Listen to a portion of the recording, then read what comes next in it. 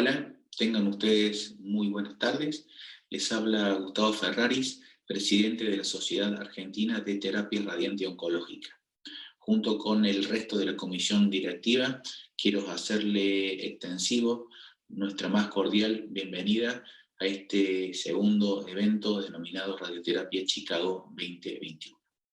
El objetivo de este simposio, al igual que el año pasado, es llevarles los mejores trabajos presentados en el Congreso de ASCO del pasado junio.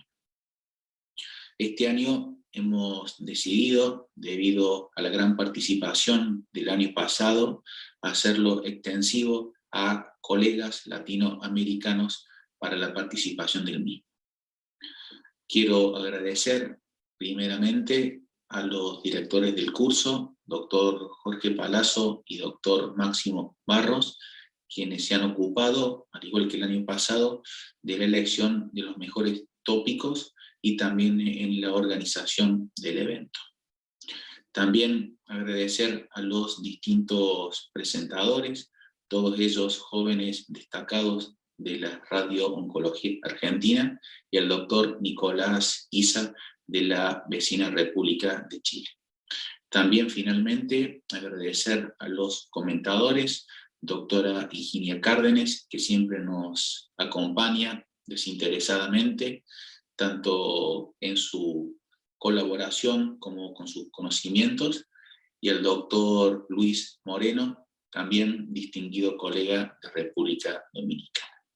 Bueno, me voy despidiendo y espero que, al igual que el año pasado, el futuro sea de mucho provecho para toda la comunidad latinoamericana que nos acompaña desinteresadamente.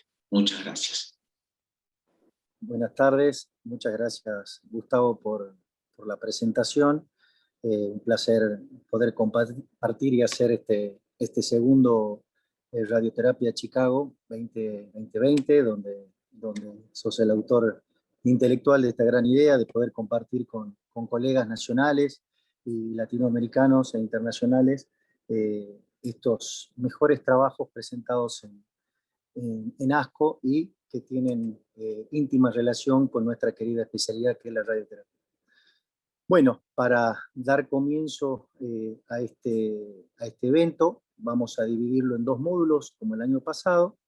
Este primer módulo, denominado Cáncer Ginecológico y Gastrointestinal, tendrá como presentadores a distinguidos colegas. Ellos son la doctora Luciana Brum, ella es radiooncóloga del Hospital Oncológico de Córdoba y del Centro Médico de Anfunes. El doctor Gastón Lemoine, que es radiooncólogo del Instituto de Radiaciones de Salta. El doctor Nicolás Isa, radiooncólogo de la Clínica IRAM de Santiago, Chile. Y como comentadora, nuestra querida doctora Higinia Cárdenes, radiooncóloga del Weill Cornell University de Nueva York. Una vez finalizado este primer módulo, comenzaremos con el segundo, donde estará dirigido por el doctor Máximo Barros, y al finalizar el mismo tendremos un periodo de preguntas y respuestas sobre algunos temas sobre estos trabajos presentados. Espero que podamos disfrutar este evento y compartir todos juntos. Empezamos con la primera presentación de la doctora Luciana Brum. Muchas gracias.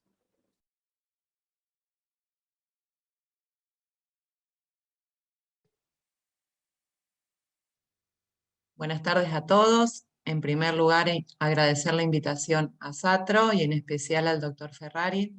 Vamos a dar comienzo con el módulo 1. El primer tema a desarrollar es el de cáncer ginecológico. Este trabajo fue presentado en sesión plenaria. Este trial fue diseñado para determinar los efectos de administrar quimioterapia adyuvante luego de la radioquimioterapia concomitante para el tratamiento primario del cáncer de cuello uterino localmente avanzado. Es un trabajo randomizado, fase 3, en el cual participaron diferentes grupos de Nueva Zelanda, Australia, Canadá, entre otros. A modo de introducción, sabemos que el cáncer de cuello uterino es un problema global hace tiempo. Estadísticamente en el 2018 fueron diagnosticadas más de 500.000 mujeres con cáncer cervical. Es la cuarta causa de muerte relacionada al cáncer en mujeres. El tratamiento estándar desde el año 1999 sabemos que es la radioterapia en concomitancia con el cisplatino semanal y la braquiterapia, desde que se estableció el alerta por el Instituto Nacional del Cáncer.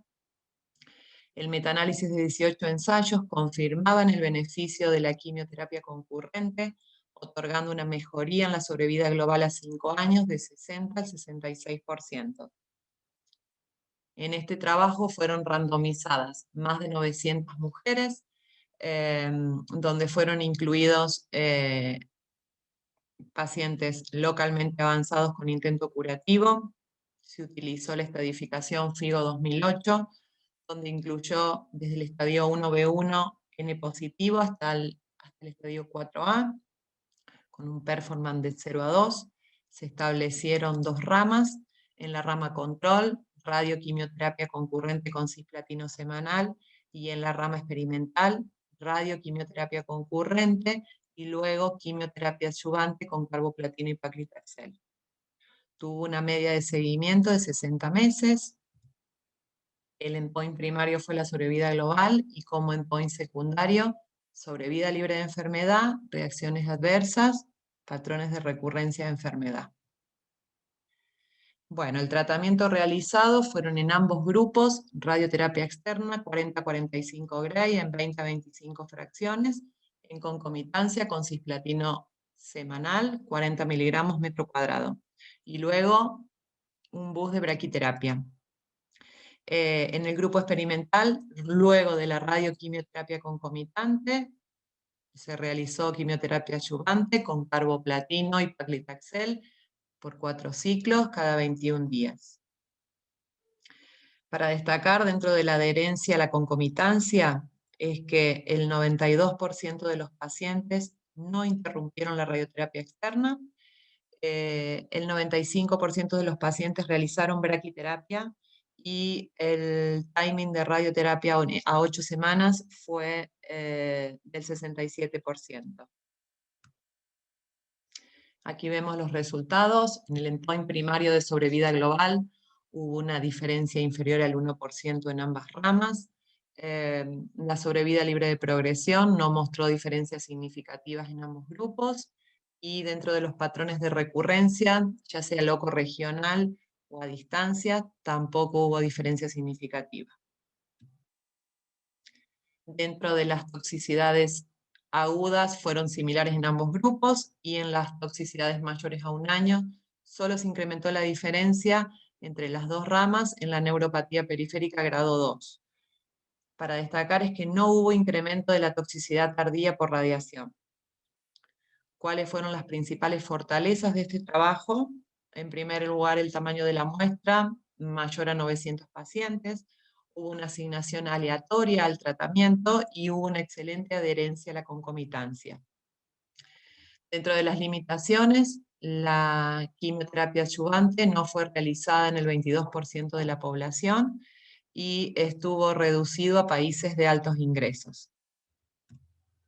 Para finalizar, las conclusiones de este trabajo es que la quimioterapia adyuvante administrada luego de la radioquimioterapia estándar con cisplatino semanal para mujeres con cáncer de cuello uterino localmente avanzado no mejoró la sobrevida global ni la sobrevida libre de progresión.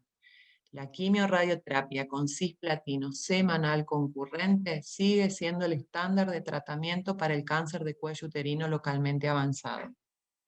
Estos hallazgos no apoyan el uso de carboplatino y paclitaxel luego de la radioquimioterapia concurrente con cisplatino semanal. Las futuras investigaciones deberán enfocarse en terapias adyuvantes que puedan ser más eficaces y tolerables cuando son utilizadas luego de la terapia estándar. Muchas gracias.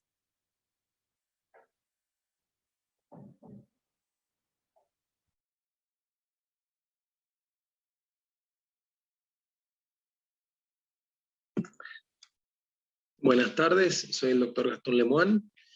Quiero agradecer al comité organizador de SATRO y a Rosario Val por su paciencia, la invitación para compartir con ustedes este abstract. Es el abstract del trabajo estelar, un trabajo chino comparando el curso corto de radioterapia neoadyuvante más quimioterapia versus la quimioradioterapia, el tratamiento convencional de 5 semanas en el cáncer de recto localmente avanzado. Este trabajo fue un trabajo prospectivo, multicéntrico, fase 3, randomizado, y el propósito de este abstract era presentar los resultados a 3 años de este trial fase 3. Los pacientes son pacientes que tienen mucho en común con los pacientes del rápido trial, son todos T3 con ganglios, con el margen mesorrectal comprometido por resonancia, T4, localmente irresecables o médicamente inoperables, que fueron randomizados a la quimioradioterapia tradicional. Había una rama de quimioterapia exclusiva neoadyuvante, o al curso corto de radioterapia en 5 días, seguido de 12 a 16 semanas de quimioterapia con los esquemas FOLFOX o CAPOX, que eran los preferidos, o 5-FU, leucovorina o capecitabine. El objetivo era demostrar que la sobrevida libre de enfermedad a 3 años del curso corto de radioquimioterapia neoadyuvante, el grupo experimental, es no inferior a la radioquimioterapia preoperatoria larga, el grupo control en el cáncer de recto localmente avanzado. Esta, en una hipótesis estadística de no inferioridad, asumía una sobrevida libre de enfermedad a 3 años en el grupo control del 65% y se protegían contra un 5% de ineligibilidad o tasa de abandono. El objetivo de reclutamiento eran 600 pacientes de 18 a 70 años con tumores del recto medio o distal, adenocarcinomas, con buen performance status y ningún tratamiento oncoespecífico previo. Acá tenemos la randomización de la rama de radioterapia, la quimioradioterapia concurrente, seguida de excisión total mesorrectal 6 a 8 semanas después, y en el otro lado el curso corto, a la semana comenzando el CAPOX, y 4 a 6 semanas la excisión total mesorrectal. Posibilidad de quimioterapia adyuvante tenían ambos. El objetivo primario, sobrevida libre de enfermedad a 3 años, secundarios eran sobrevida global, control local, metástasis a distancias, complicaciones quirúrgicas, la toxicidad relacionada a los tratamientos. Y los pacientes se estadificaban por el estatus de la fascia mesorrectal por resonancia, si era positivo o negativo. El curso corto, 25 Gray en 5 fracciones, el largo, el tradicional, 50 en 25 de 2 Gray. Se hizo del 2015 al 2018, 599 pacientes elegibles, 235 llegando en una rama a la cirugía versus 230 en la otra, y un porcentaje similar de pacientes haciendo tratamiento adyuvante. Un trabajo muy bien balanceado, algunos T4A más en el grupo experimental, pero algunos T4B más en el grupo control. Fuera de eso, sin diferencias. El tratamiento se entregó con mayor dificultad en el grupo experimental, era una intensificación de tratamiento, porque con una P significativa, menor cantidad de pacientes en el grupo experimental completaron el tratamiento. La toxicidad, la incidencia de toxicidad de grado 3 y 4 se presentó 26,5% en el grupo experimental versus 12,6% en el grupo control, con una P significativa. Las complicaciones quirúrgicas similares en ambos grupos. Los resultados quirúrgicos, lo que vemos es que las respuestas patológicas completas más las respuestas patológicas clínicas fueron prácticamente el doble en el grupo experimental, con un aumento en el downstaging en el grupo experimental también, sobrevida libre de enfermedad y global similares, la global un poco superior, pero no estadísticamente significativa, la libre de metástasis y recurrencia local también. Las conclusiones: el curso corto combinado con 4 ciclos de quimioterapia neoadyuvantes no inferior a quimioradioterapia preoperatoria concurrente. El curso corto es bien tolerado, no incrementa la incidencia de complicaciones quirúrgicas, hay mayor incidencia de respuestas completas en el grupo corto, lo que permitió la política de wait and see, y bueno, y la sobrevida global necesita mayor seguimiento. Muchas gracias. Buenas tardes a mis amigos de la Sociedad Argentina de Terapia Radiante. En el curso del Banco Radioterapia de Chicago, doy las gracias a los doctores Jorge Palazzo y José Máximo Barrios por haberme invitado a dar estas charlas. Vamos a hablar de dos abstracts que se presentaron en ASCO. La publicación está en abril del 2021, que es el nivolumab adyuvante en cáncer de esófago o gastroesófago. Sabemos que la radioquimio neoadyuvante es el estándar en pacientes con cáncer de esófago o gastroesófago resecable, así lo mostró el estudio CROSS. A pesar de las respuestas patológicas completas que se logran, un 70-75% recurre, y sabemos que el estándar después de la cirugía es el seguimiento. En los materiales y métodos tenemos pacientes que eran estadios 2-3 según la JCC7, histología de adenocarcinoma escamoso. Son pacientes que han completado la radioquimio y fueron operados R0. Después de eso venía la randomización, y la gracia era que tenían que no tener enfermedad residual en biopsia, tenían que tener enfermedad residual en biopsia de pesa operatoria. Se randomizaron 2 a 1 nivolumab endovenoso cada 2 semanas por 16 semanas, seguido de 480 miligramos cada 4 semanas desde la semana 17 versus placebo. O sea, tenemos que aquí en la tabla de características de los pacientes, son 532 pacientes que recibieron nivolumab versus 262 a placebo, con una media de seguimiento de 2 años. 94% de los pacientes cumplió protocolo, tienen una mediana de tratamiento de 10 meses, 30% tuvo efectos adversos, 8% descontinuó nivolumab, 3% placebo, y no hubo detrimento en la calidad de vida. Tengo destacado en la tabla la expresión del PD1, que fue menor a 1% en un 70% de los pacientes por rama, al menos. Así que en ese sentido estaban bien equiparados.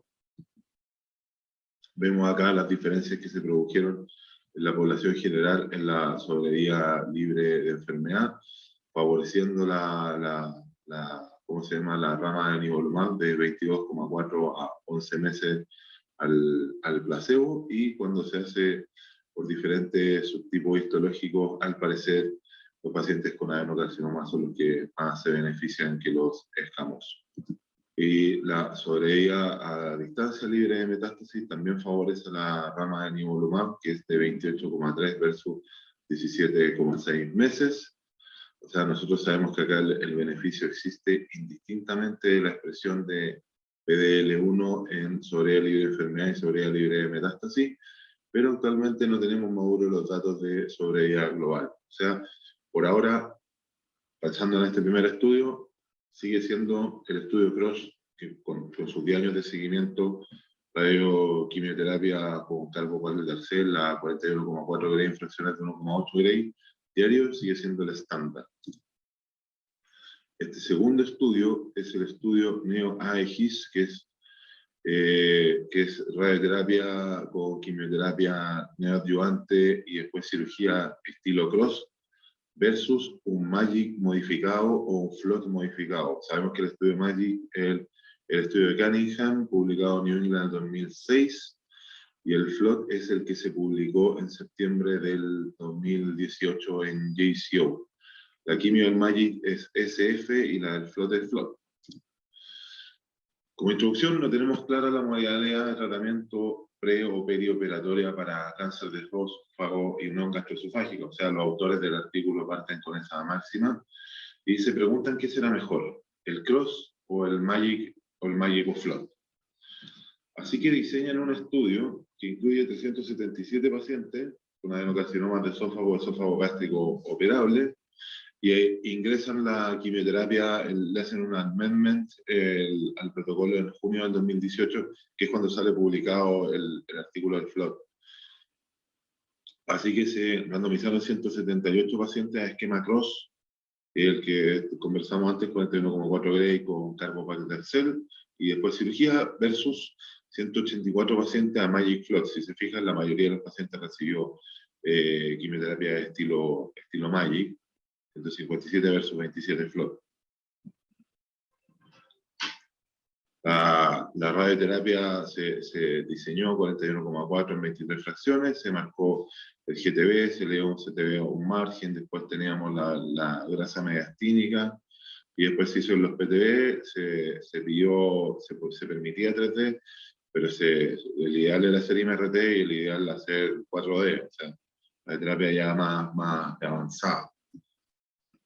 ¿Y cuál es la sorpresa? Que la sobrevida global en ambas ramas a 3 años es indistinguible, o sea, se ve una poco foto del gráfico, las dos ramas van pegadas de la mano, 56 versus 57% 3 años, y el hazard ratio es de 1, o sea, este estudio no tuvo ninguna diferencia entre las dos ramas. ¿Qué conclusiones sí que sacan los autores? Que tienen una mayor tasa de respuesta patológica completa en la rama cross, sin diferencia de la toxicidad severa, o sea, ninguna rama es superior a la otra. Y esta tabla que yo les pongo final a ustedes es para que veamos el estudio, pacientes, rama, radioterapia, quimio, cirugía, cuáles son los principales estudios que tenemos nosotros que incluyen pacientes de unión gastroesofágica y tumores esofágicos. O sea, sabemos que el MAGIC, el estudio de Cunningham, los incluye. Son gástricos y de unión gastroesofágica. Las ramas eran SF versus perioperatoria versus cirugía, y tenemos datos a 5 años de 36 versus 23% que favorece a la rama de quimioterapia. Tenemos el estudio del Intergroup, que es el estudio de McDonald, que es cirugía. Luego de cirugía se randomizaban a radioquimioterapia versus solamente versus continuar con cirugía. 45 Gray, 1,8 Gray fracción, técnicas antiguas de radioterapia. La quimio concomitante era 5 FU, tiene seguimiento largo, 168 meses, que es la última publicación en los estudios de Smiley en JCO, y tiene con ventajas que son a 5 años y las mantiene a 10 años de seguimiento. Ese fue nuestro estándar por mucho tiempo para todos nosotros los radioterapeutas, que para unión gastroesofágica y gástrico se hacía un intergroup. Después, con la publicación del CROSS, que incluía pacientes de esófago y de unión gastroesofágica, o sea, más arriba, no incluía pacientes de estómago, se transformó en el nuevo estándar la radioquimioterapia con carbo más paclitaxel. Este es el estudio principalmente holandés. Y también tiene datos maduros a 10 años, y el beneficio se mantiene tanto a los 5 y 10 años. Se los tengo en rojo para que se fijen que tiene mejores números que los estudios más antiguos. Y el primero que nosotros revisamos es el estudio Checkmate, que es Checkmate 577, que después de hacer el cross lo randomiza a nivolumab versus placebo, y el beneficio en sobrevida leve de enfermedad existe, o sea, es el doble, pero todavía no sabemos los datos de sobrevida, así que por ahora no podemos decir que es un estándar.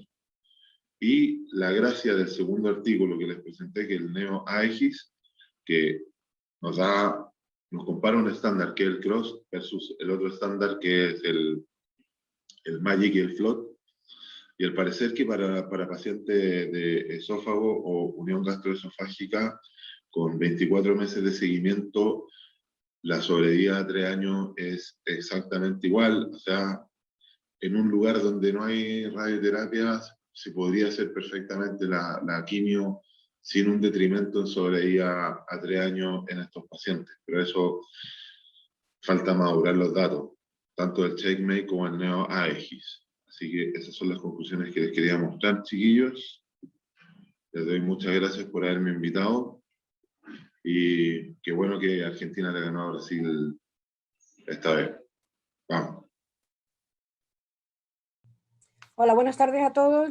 Soy Ginia Cárdenas y en primer lugar quiero agradecer a la organización de este espléndido meeting, en particular, por supuesto, a Rosario y a los doctores Ferraris, Palazzo y Barros por haber hecho tan espléndida la organización del tema.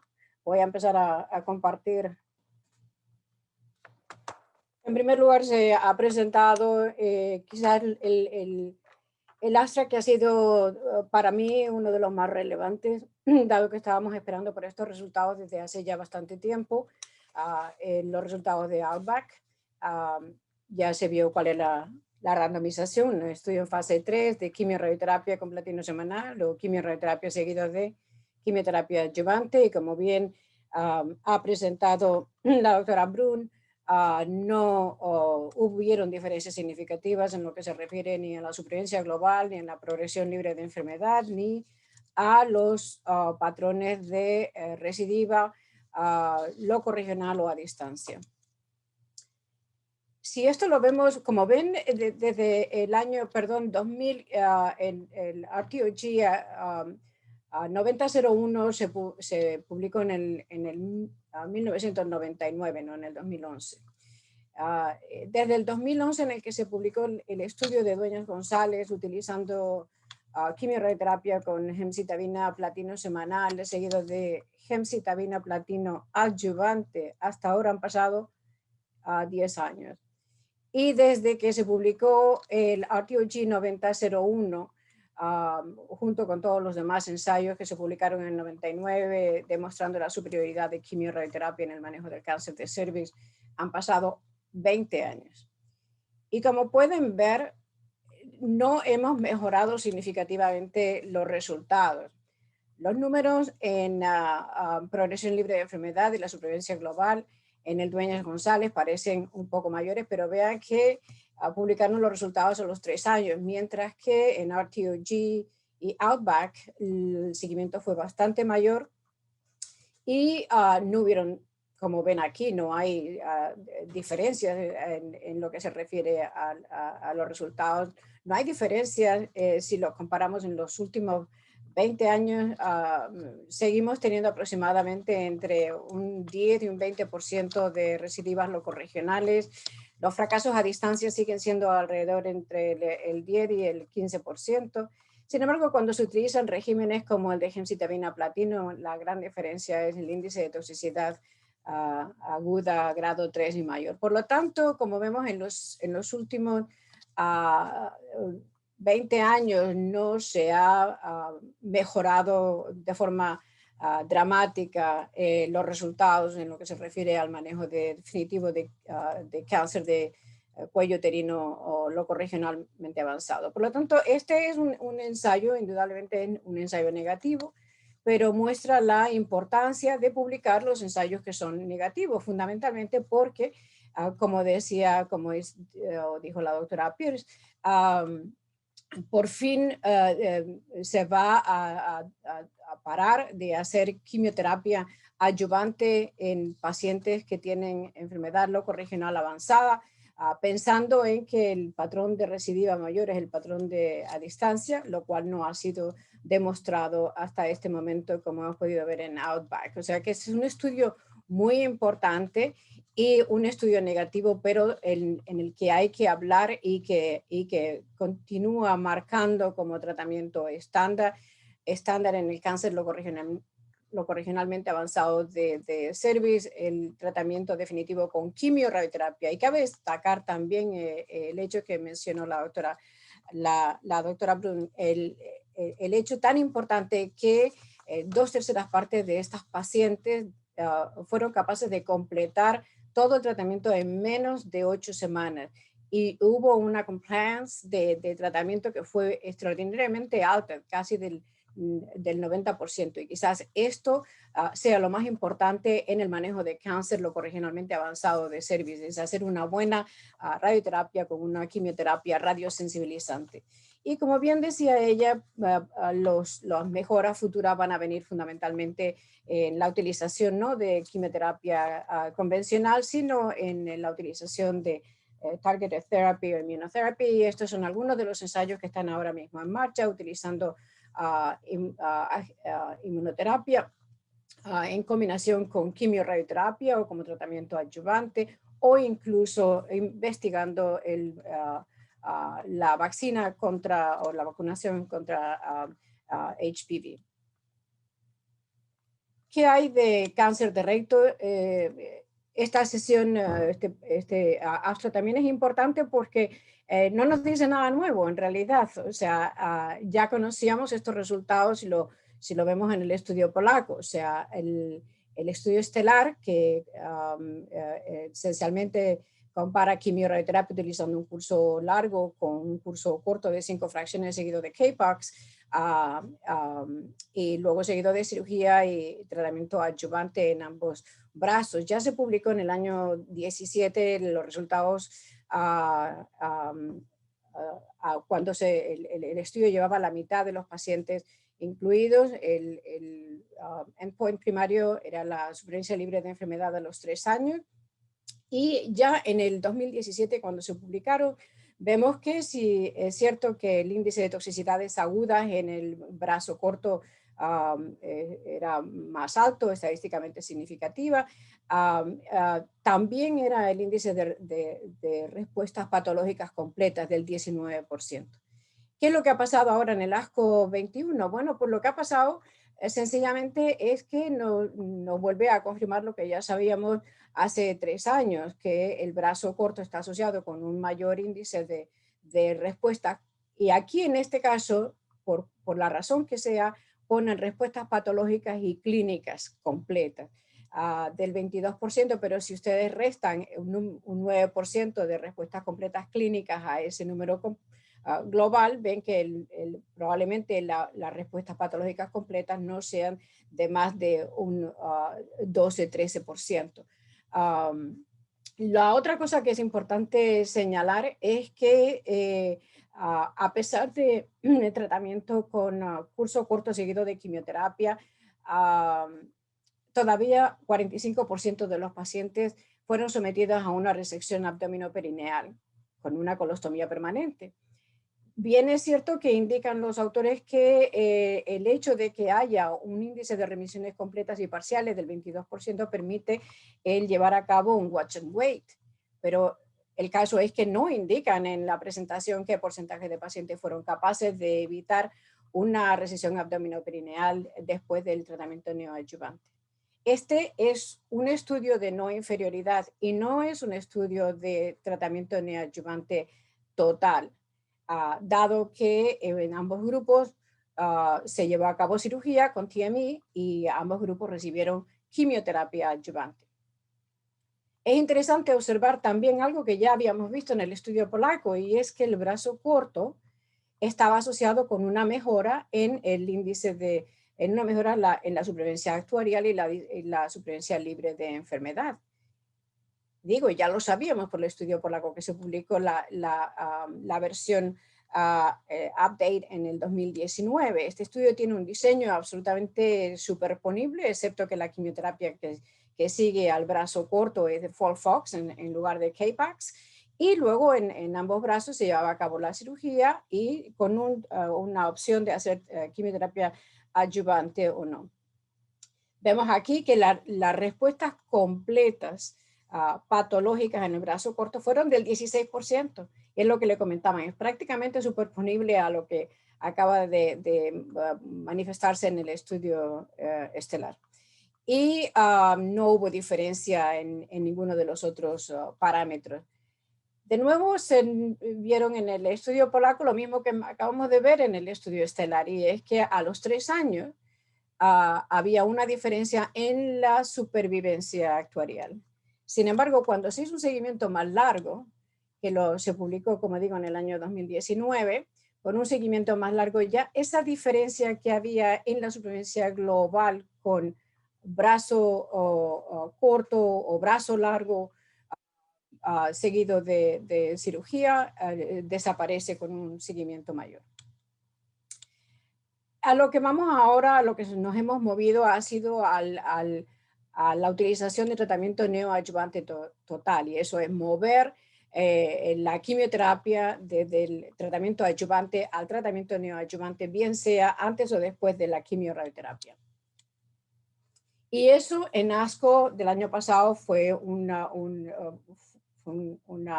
meeting muy interesante para los oncólogos radioterapeutas como nosotros.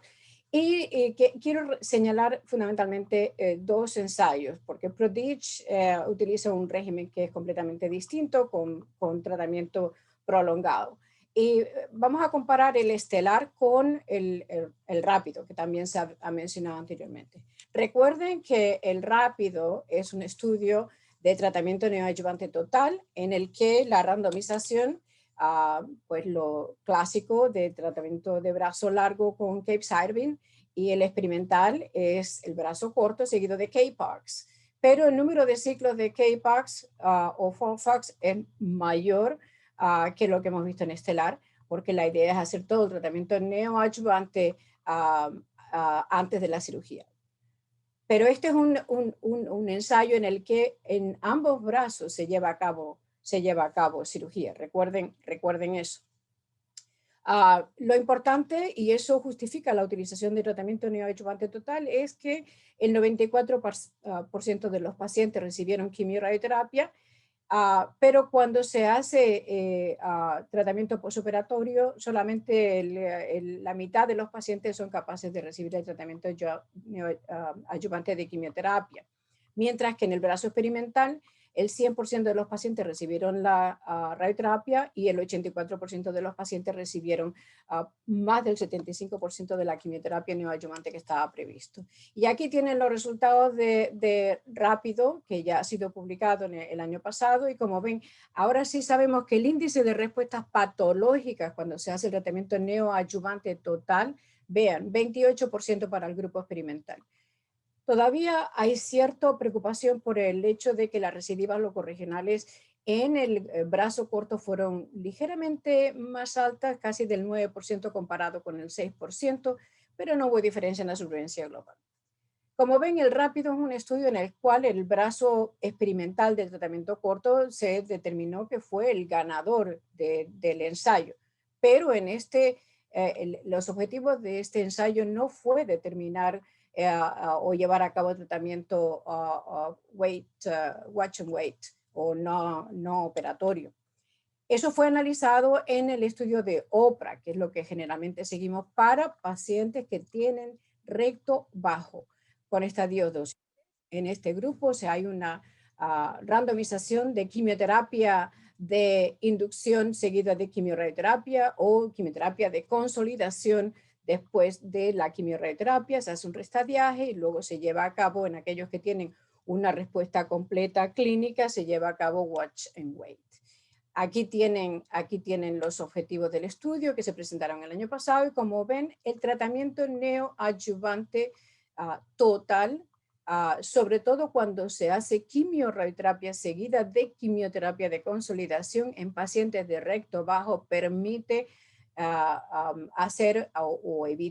permite obviar la cirugía en 59% de los pacientes. De ahí que en recto bajo nuestra preferencia en Cornell, como es en MSK o en Memorial Sloan Kettering, es la utilización de brazo largo de quimioradioterapia seguido de quimioterapia y luego seguido de reevaluación. Y luego tenemos dos ensayos que se presentaron en lo que se refiere a cáncer de esófago y gastroesofágico que han sido presentados estupendamente. Y bueno, vemos el Checkmate 577. Fue el estudio que llevó a cabo o que permitió que la FDA aprobara Nivo en el tratamiento adyuvante en cáncer de esófago y de la unión gastroesofágica después de la triple modalidad de quimioterapia seguida de cirugía, dado que mejoró significativamente la supervivencia libre de enfermedad, prácticamente doblada, 22 meses comparado con 11 meses, y una reducción en el riesgo de recurrencia y muerte del 31% cuando se compara con placebo. Es interesante que este quizás ha sido el mayor avance que se ha producido en este tipo de tumores desde hace bastante tiempo. Sin embargo, es sorprendente que los datos de supervivencia no se hayan presentado. Y de hecho, si uno mira el diseño inicial del estudio, el endpoint primario del estudio era la supervivencia global, pero luego tuvieron ciertos problemas en lo que se refería a reclutar pacientes y entonces cambiaron el objetivo primario a disease-free survival. Y el disease-free survival como objetivo primario no es precisamente lo que más se favorece en cáncer gastrointestinal alto, es la supervivencia global lo que debería ser el endpoint primario. Por otra parte, el seguimiento todavía es relativamente corto, de solamente 24 meses, y sigue existiendo controversia en cuál es el tratamiento más adecuado neoadyuvante en cáncer esofágico y de la unión gastroesofágica. Como comentó Nicolás Issa, la ventaja de añadir nivo en el tratamiento como tratamiento adyuvante. Y recuerden que estos son pacientes en los que se llevó el tratamiento trimodal, que tuvieron una recesión completa, o sea, una recesión R0, pero en el que había enfermedad residual microscópica, bien sea en el tumor primario o en los ganglios linfáticos regionales. Y la ventaja del nivo se observó prácticamente en todos los escenarios quizás más relevantes para el de células escamosas que para el adenocarcinoma, lo cual explicaría, a mi modo de ver, que hubiera una mayor ventaja para pacientes con cáncer de esófago que para pacientes de la unión gastroesofágica. Y como digo, como todavía sigue existiendo una controversia en lo que se refiere a cuál es el tratamiento neoadyuvante más adecuado en estos pacientes, es por lo que se llevó a cabo el estudio NeoAegis, que se ha discutido extensamente. Y como ven, los resultados preliminares parecen indicar que ambos siguen siendo tratamientos adecuados, con una supervivencia en los 3 años del 57%. La cuestión está cómo vamos a interpretar si el índice de respuestas patológicas es mayor en CROSS, que no haya diferencia en la supervivencia global. Eso sería una cuestión que no vamos a poder ver hasta el 2022, cuando se complete todo el ensayo. Por el momento, yo creo que todavía sigue siendo preferencia institucional fuera de la presencia o la disponibilidad del ensayo clínico, cómo manejar estos enfermos. Nosotros seguimos utilizando indudablemente CROSS, fundamentalmente para el esófago bajo y la unión gastroesofágica, como se ha mencionado anteriormente. Muchísimas gracias por su atención y pasamos ahora al segundo módulo. Buenas tardes a todos. Gracias por acompañarnos una vez más en esta actividad de SATRO. Gracias a todos los disertantes que ya pasaron y a los que van a continuar ahora con este segundo módulo, donde vamos a tratar de profundizar en algunos aspectos de la radioterapia, de algunos trabajos destacados, tanto en cáncer de pulmón como en cáncer de vejiga. Ya el año pasado fue nuestra primera temporada, ¿no?, de este RT Chicago. Casualmente, cuando la Sociedad Americana de Oncología Clínica también está presidida por la doctora Lori Pierce, que como todos ustedes saben es oncóloga radiante también. Así que ese fue un poco el estímulo que tuvimos junto al doctor Ferraris para poder armar esta actividad y con toda la comisión de SATRO.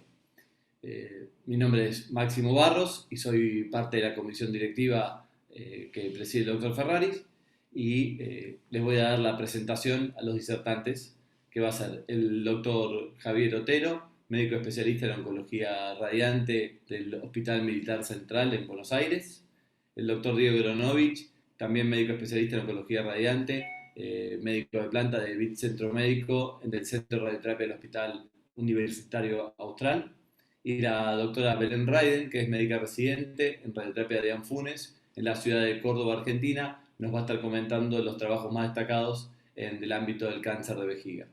Finalmente vamos a contar con la presencia, que no sé si es la primera vez que está, tal vez por nuestros pagos, el doctor Luis Moreno Sánchez, que es oncólogo radioterápico y médico nuclear, formado en la Universidad Central de Venezuela, jefe del Servicio de Oncología Radioterápica del Instituto Nacional de Cáncer Rosa Tavares, INCAR, en Santo Domingo, República Dominicana, y aparte es integrante del grupo médico de Xavier Kerr, Centro Avanzado en Radioterapia, y del Centro Gamma Knife Dominicano, expresidente de la Sociedad Dominicana de Radioterapia Oncológica. Espero que disfruten de este módulo y ya le doy el pase al doctor Otero.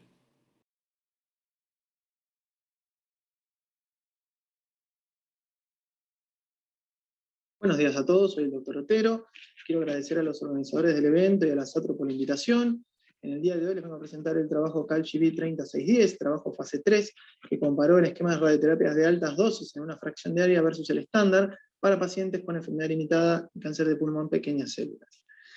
Recordar que este grupo de pacientes, el esquema estándar es 45 Gray en 2 fracciones diarias de 1.5 Gray por 3 semanas. Este fraccionamiento fue estudiado en el trabajo del intergrupo 096, allá por el año 99, y que si bien este es el esquema estándar, es en muchos casos difícil de aplicar, tanto para los pacientes como para los centros de tratamiento, por lo cual estos pacientes terminan realizando un fraccionamiento diario a altas dosis.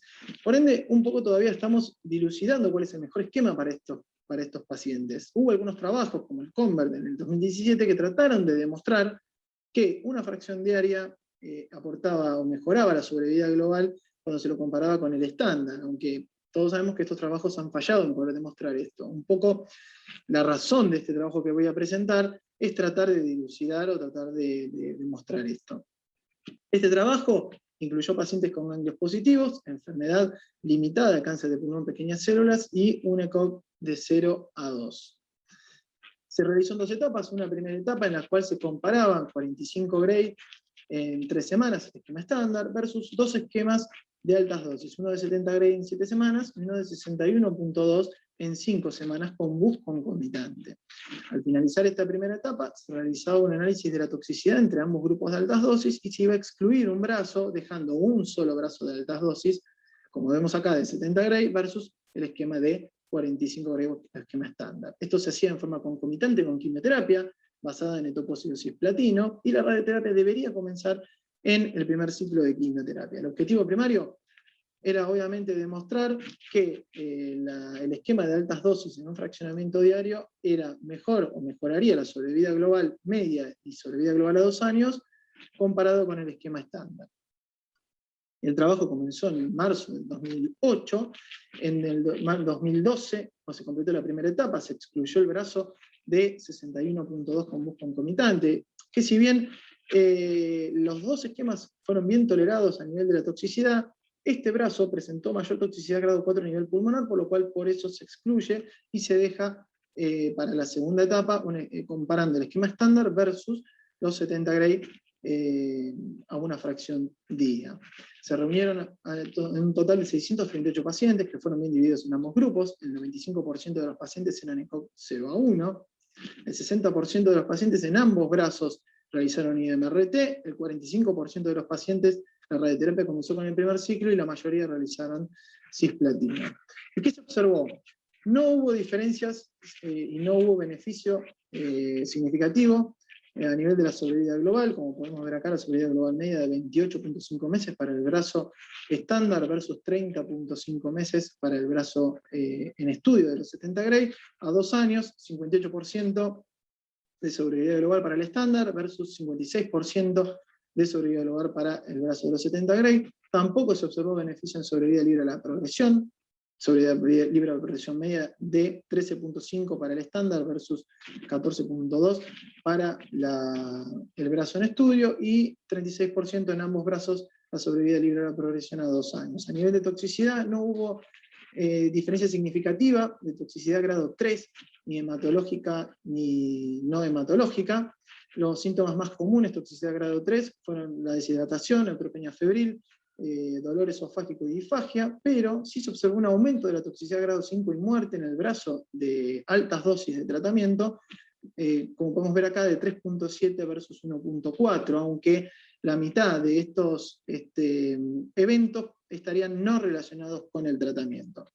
Como conclusiones, podemos observar que el CALGB 3610 no pudo demostrar el beneficio significativo, mejorando la sobrevida global cuando se comparó un fraccionamiento de altas dosis en una única dosis diaria versus el estándar, aunque, y si bien este trabajo no fue diseñado como un trabajo de no inferioridad, este trabajo nos aportaría buena evidencia para realizar tratamientos de una única fracción diaria en estos casos. Queda pendiente, como podemos ver acá abajo, un análisis más profundo con respecto a lo que es la toxicidad y los distintos brazos de tratamiento, las técnicas, los patrones de recaída, calidad de vida y el impacto de los tiempos de la radioterapia. Desde ya muchas gracias y espero que les haya servido. Buenas noches, mi nombre es Diego Gronovich, yo soy médico radioterapeuta y agradezco a la SATRO la invitación a presentar este trabajo que se denomina Radioterapia estereotáxica ablativa en cáncer de pulmón no células pequeñas estadio 1 quirúrgico, resultados a largo plazo de la ampliación del trabajo STARS. Han sido publicados 2 trabajos similares no idénticos randomizados, fase 3, el STARS y el ROSEL, que compararon en pacientes con cáncer de pulmón no células pequeñas estadio 1 operable, radiocirugía ablativa estereotáxica versus cirugía. El estudio STARS reclutó en el año 2009 hasta el 2013 20 pacientes y trató tumores centrales y periféricos con CyberKnife. El estudio ROSEL reclutó pacientes entre el año 2008 y el 2010, 11 pacientes con tumores periféricos y los trató con acelerador lineal. Eran tumores T1, T2, menor de 4 centímetros, N0, M0, quirúrgicos. En total fueron 58. La rama de radioterapia reclutó 31 pacientes y la rama de cirugía fueron 27 pacientes. La cirugía fue la lobectomía con la disección ganglionar mediastinal. 19 pacientes tuvieron lobectomía abierta y solo 5 tuvieron cirugía videoasistida. El objetivo primario fue determinar la sobrevida global a 3 años. El objetivo secundario fue determinar la sobrevida libre de progresión a 3 años y la presencia de toxicidad grado 3 o 4. En cuanto a los resultados, se pudo ver una diferencia estadísticamente significativa en cuanto a la sobrevida global en favor de la radioterapia, y no hubieron diferencias en cuanto a recurrencia local o recurrencia regional o metástasis a distancia. No se reportaron muertes relacionadas al tratamiento en la rama de radioterapia y sí en la rama de cirugía. En cuanto a las críticas, tuvieron ambos trabajos cierres prematuros, tuvieron baja velocidad de reclutamiento. La rama de cirugía tuvo poco paciente con cirugía videoasistida. El estudio ROSEL tuvo una heterogeneidad en los tratamientos, ya que variaba la duración de los tratamientos, la dosis o los esquemas. Hubo un bajo número de eventos como para poder tener un poder estadístico y encontrar diferencias en los grupos. Hubo un poco tiempo de seguimiento. Se realizó la ampliación de una única rama STARS en pacientes con cáncer de pulmón operable, estadio 1, no células pequeñas. El enrolamiento se hizo entre el año 2015 y 2017 y el objetivo primario era determinar la sobrevida global a 3 años. El objetivo secundario era ver la tasa libre de recurrencia y el tiempo de la recurrencia y la presencia de toxicidad aguda o crónica grado 3 o más. Los criterios de inclusión eran la presencia de histología confirmada en las células pequeñas, tumor menor a 3 centímetros, N0, M0, y que sean aptos quirúrgicos, con un BEF1 mayor a 40, una DLCO mayor a 40 y una prueba de tolerancia al ejercicio mayor al 50%. Se excluían aquellos tumores mayores de 3 centímetros, N positivo o M positivo, si había antecedentes en los últimos 3 años de una neoplasia y si había recibido radioterapia previamente en pulmón o intestino, y si las restricciones no se podían cumplir en los planes de los tratamientos. Se utilizó una planificación 4D, se prescribió al 100% del GTB, al 95% del PTB, las lesiones periféricas recibían 54 Gray en 3 fracciones y las centrales 50 Gray en 4 fracciones.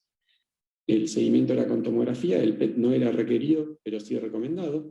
Se estableció el estándar of care del paciente con cáncer de pulmón estadio 1, no células pequeñas, que es sometido a cirugía, de la sobrevida global a 3 años de 85,5%.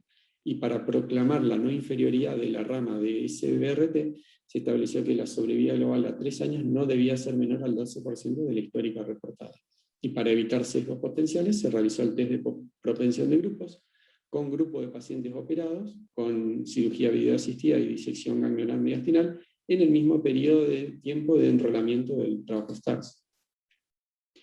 Se reclutaron 83 pacientes y se analizaron 80. Eran en su mayoría adenocarcinomas periféricos. Y en cuanto a los resultados, en la mediana de seguimiento de 61 meses se estableció un valor de sobrevida global a 3 años y a 5 años de 91 y 87%, con lo cual se pudo reivindicar la no inferioridad histórica de sobrevida global a 3 años de 85,5% en pacientes operados. En cuanto a la supervivencia libre de progresión, a 3 y a 5 años se reportó el 80 y el 77%. En cuanto a la tasa acumulativa de recurrencia a 5 años, se reportaron recaídas locales en 5 pacientes, regionales en 10, pudieron ser rescatadas quirúrgicamente 2, y 7 pacientes presentaron metástasis a distancia. En cuanto a la toxicidad, se reportaron 2 pacientes con neumonitis, un paciente con disnea grado 3, no hubo toxicidad grado 4 o 5, y al realizar el análisis comparativo se tomó una base de pacientes que habían realizado cirugía videoasistida, durante el periodo en el que fue reclutado la ampliación de la rama START. En total fueron 272, como se ve acá, las cortes eran bastante similares. No hubieron diferencias significativas en cuanto a sobrevida global y a supervivencia específica por cáncer. No hubieron diferencias significativas en recaída local y a distancia, aunque la rama de radioterapia fue asociada a una mayor tasa de recurrencia. No hubieron diferencias significativas en sobrevida libre de progresión. Y en cuanto a las conclusiones, el seguimiento a largo plazo demuestra que en pacientes con cáncer de pulmón no células pequeñas estadio 1 operable, los valores obtenidos por la radioterapia de sobrevida global y sobrevida libre de progresión no son inferiores a los aportados por la cirugía. La alta tasa de recurrencia regional reportada en radioterapia, 5 de 80, puede ser rescatada quirúrgicamente y no comprometer la sobrevida global o la sobrevida libre de progresión. La radioterapia continúa siendo un enfoque prometedor para esta población de pacientes y el manejo multidisciplinario es fuertemente recomendado. Eso es todo, muchas gracias.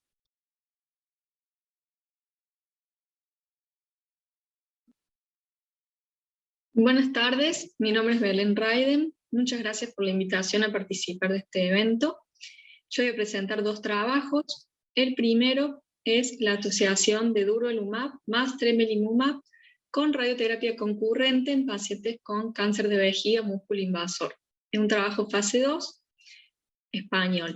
A modo de introducción, las terapias combinadas de preservación de vejiga, el tratamiento trimodal, que consiste en RTU más radioterapia y quimioterapia, es una alternativa a la cistectomía en pacientes seleccionados con cáncer de vejiga músculo invasor.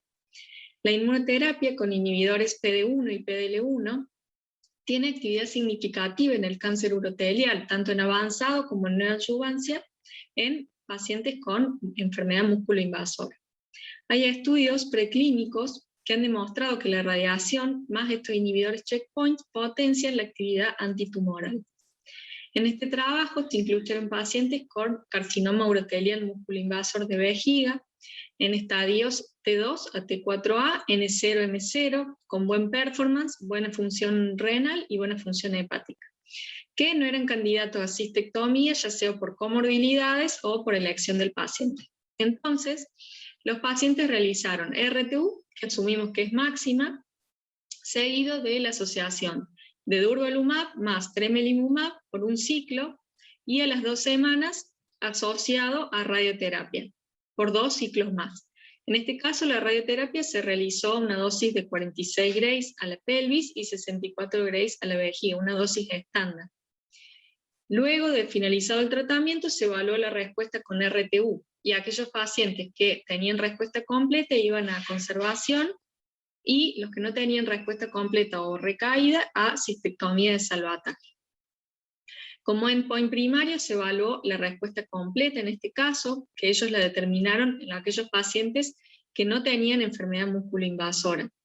Y como endpoint secundarios, el periodo libre de enfermedad, la sobrevida global, el tiempo libre de enfermedad en vejiga, la seguridad de este tratamiento y la función vesical a largo plazo y las secuelas en los pacientes que realizaban preservación. 22 pacientes fueron enrolados, con un seguimiento medio de 13 meses aproximadamente. La edad media de los pacientes, 71 años. 14 pacientes habían tenido cáncer de vejiga no músculo invasor previamente, y importante destacar que el 87% era T2. En cuanto a los resultados, como el endpoint primario, que era la respuesta completa, se logró en 81% de la totalidad de los pacientes. Como los endpoints secundarios, el periodo libre de enfermedad al año se logró en el 76% de los pacientes, y en cuanto a la sobrevida global al año, 87% de los pacientes. 2 de ellos realizaron cistectomía de salvataje. Y en cuanto a las fallas, 6% al año tuvieron enfermedad músculo invasora, 14% recayeron como músculo invasor, y metástasis a distancia en el 12% de los pacientes. El periodo libre de enfermedad en vejiga al año, 73%. Y en cuanto a la seguridad, las reacciones adversas más frecuentes fueron la diarrea y los trastornos urinarios. Y como conclusión entonces, la terapia combinada de durvalumab más tremelimumab y radioterapia concurrente es posible y seguro en el tratamiento conservador, muestra alta eficacia en términos de respuesta y conservación. Sin embargo, es un trabajo que tiene escaso seguimiento y número de pacientes, por lo tanto, es necesario mayores investigaciones en esta modalidad terapéutica como una alternativa a la cistectomía. El segundo trabajo es pembrolizumab en combinación con radioterapia hipofraccionada más quimioterapia, gemcitabina, en pacientes también con cáncer de vejiga músculo invasor. También es un trabajo fase 2. A modo de introducción, hay análisis de cohortes que sugieren que hay una eficacia similar en cuanto al periodo libre de enfermedad y la sobrevida global entre cistectomía y preservación. En este caso, el bloqueo de PD-1 se mantiene activo y deja una respuesta prolongada en el carcinoma urotelial, mejorando la sobrevida. Y estos estudios evidencian un sinergismo entre el bloqueo PD-1 y la quimiorradioterapia. En este trabajo también se incluyeron pacientes con carcinoma urotelial en estadio T2 a T4A, N0M0, con buen performance, que tampoco eran elegibles para cistectomía, o que no querían operarse y que no hayan recibido quimioterapia perioperatoria. Ellos recibieron pembrolizumab, un ciclo de 200 miligramos, luego a las 2 o 3 semanas RTU máxima, y luego al mes realizaron el esquema combinado de radioterapia hipofraccionada con gemcitabina 2 veces por semana, más pembrolizumab, que en este caso fue 3 ciclos más cada 3 semanas. Luego a las 12 semanas se evaluó la respuesta con RTU más citología urinaria e imágenes con tomografía y resonancia con contraste. Para destacar, en este caso, la radioterapia se realizó una dosis hipofraccionada, dosis diarias de 2.6 grays en 20 fracciones, con una dosis total de 52 grays con técnica IMRT.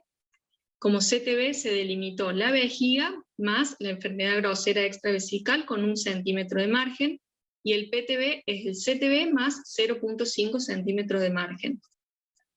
Como endpoint primario en este caso se evaluó el periodo libre de enfermedad vesical, que se evalúa la respuesta con citología urinaria, cistoscopía e imágenes, y el endpoint secundario la seguridad, la respuesta completa al año, el tiempo libre de metástasis a distancia y la sobrevida global.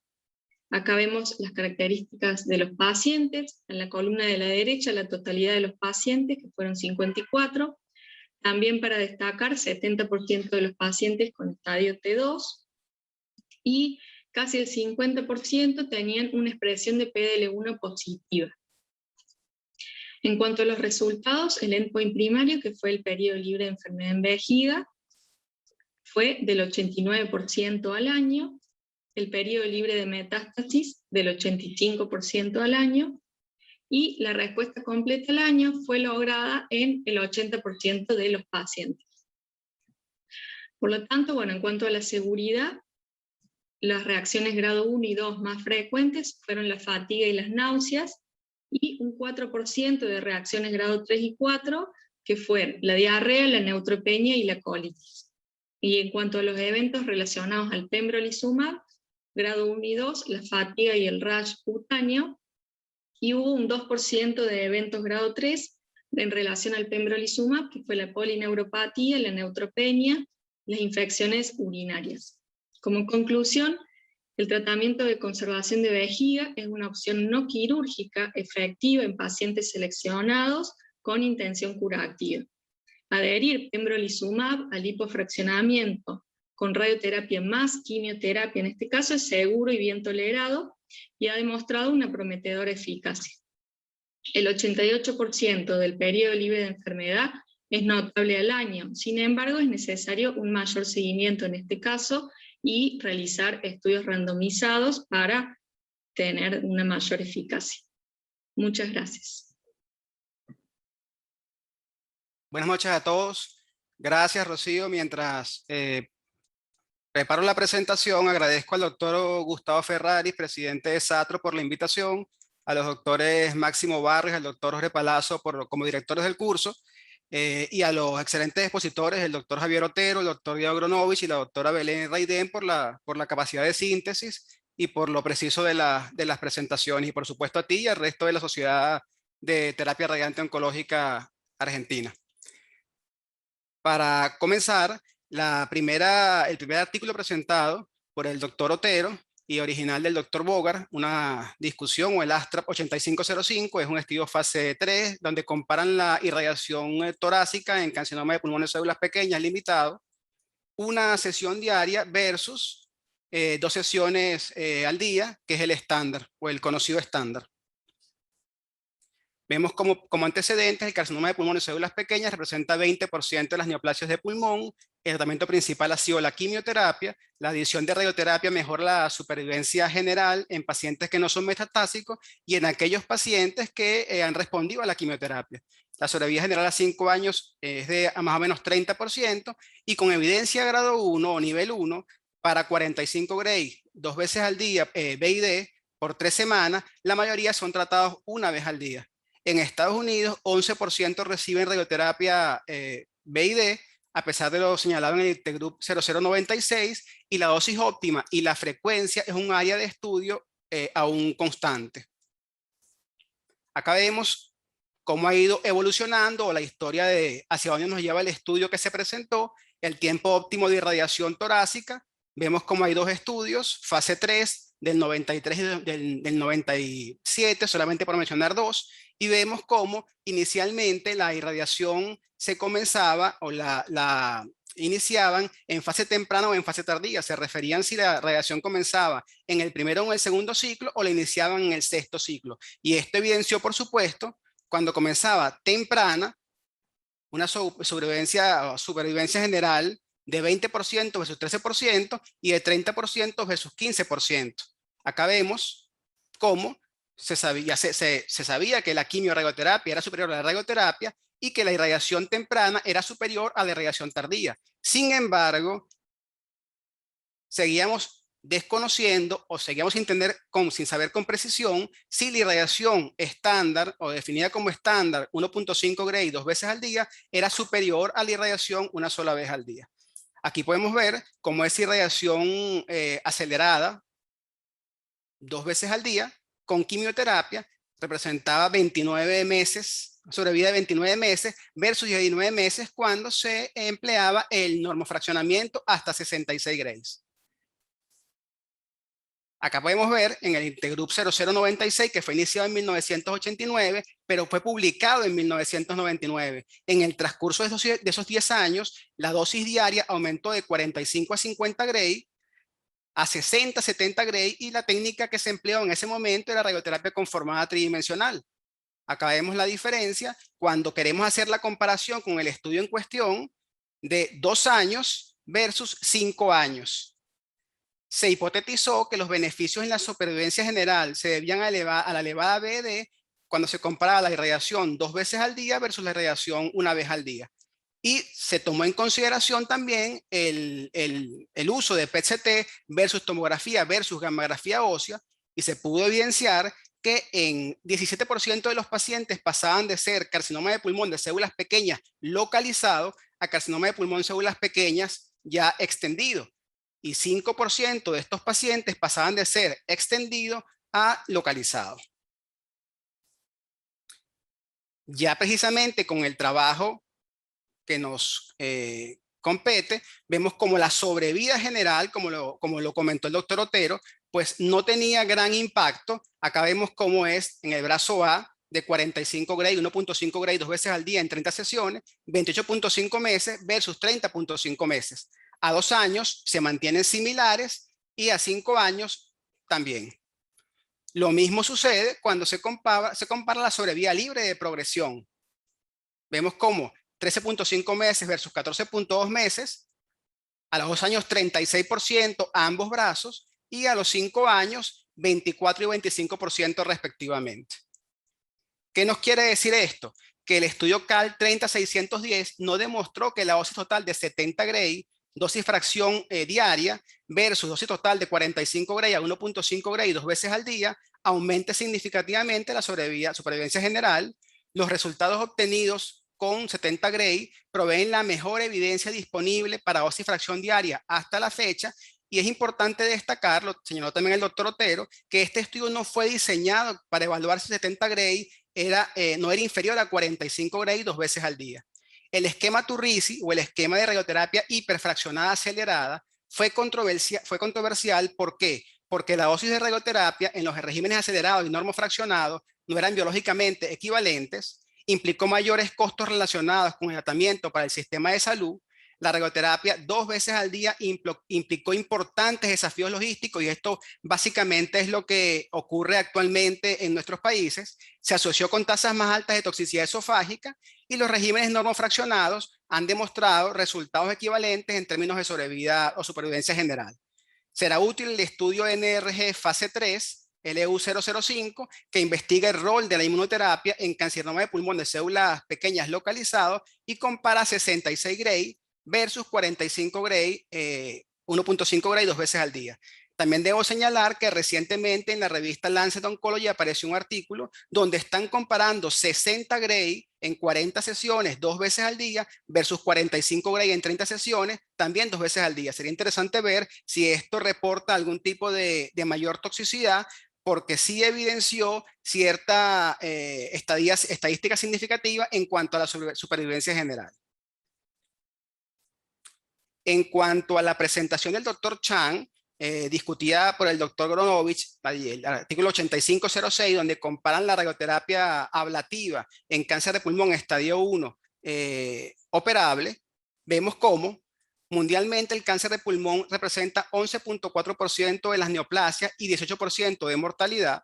En Estados Unidos los estadios tempranos T1 y T2 representan el 16% de los nuevos diagnósticos. La terapéutica en estadios tempranos es cirugía o radioterapia, y en los últimos 15 años hemos visto cómo la radioterapia ablativa ha pasado de menos 0.5% a 8.7%. Los resultados favorables de esta radioterapia ablativa en pacientes no quirúrgicos han motivado a investigar si también podría ser un equivalente no quirúrgico para los pacientes operables, y en pacientes con alto riesgo quirúrgico, no candidatos para lobectomía, pero sí para cirugías más limitadas. ASTRO fomenta las discusiones multidisciplinarias sobre la radioterapia ablativa avaladas por el Colegio Americano de Cirujanos. Acá podemos ver, históricamente se nos ha catalogado porque los pacientes que iban a radioterapia ablativa, pues la sobrevida no era la que todo el mundo esperaba. Pero es importante destacar que los pacientes para SBRT, o lo que señalaban, era que tenía peor tasa de sobrevida o supervivencia general que los pacientes quirúrgicos. La radioterapia ablativa siempre ha sido opción para pacientes con más comorbilidades, médicamente inoperables. El seguimiento es más complicado y muchos fallecieron por causas que no eran oncológicas. De aquí que criticaran el empleo de la radioterapia ablativa en estos pacientes con cáncer de pulmón. Los pacientes tratados con radioterapia ablativa no candidatos para cirugía, sino solamente para biopsia, pues eran difíciles de conocer los factores pronósticos, el grado tumoral, invasión linfovascular y la histología precisa.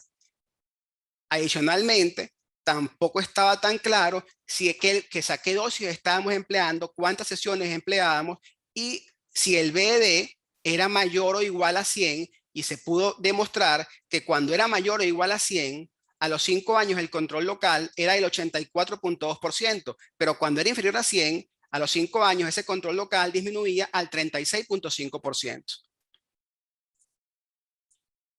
Entrando ya en el trabajo presentado, vemos cómo es un estudio con 58 pacientes, una sobrevida o supervivencia a 5 años del 95%, y como explicó el doctor Gronovich, pues tenemos que en cuanto a la sobrevida libre de recurrencia son muy parecidas. A los 3 años, 86 versus 80%, donde sí estadísticamente fue significativo, fue en la supervivencia general, a los 3 años, 95% cuando se empleaba radioterapia ablativa, versus 79% cuando el paciente era quirúrgico. Acá tenemos la comparación, 3 a 5 años posterior a la radioterapia ablativa, 91% versus 87%, y la sobrevida libre de progresión 80% versus 77%. Cuando comparamos entonces el mismo brazo de la radioterapia ablativa con un brazo del MD Anderson, donde los pacientes iban a cirugía o a tracoscopía videoasistida, más disección de los linfonodos del mediastino, vemos como entonces 3 a 5 años, al comparar la radioterapia ablativa versus la cirugía, la supervivencia general era de 91 versus 91%, y tenemos que la sobrevida libre de cáncer de pulmón específica era de 87 versus 84%. Básicamente se mantenía.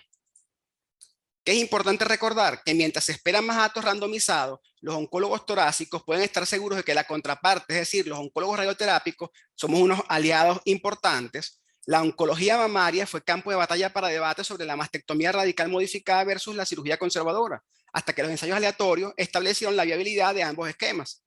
La oncología urológica fue testigo de décadas de controversia y múltiples análisis retrospectivos que defendían la sobrevida o la supervivencia general de la prostatectomía radical sobre la radioterapia, hasta que los datos randomizados pues mostraron que eran equivalentes.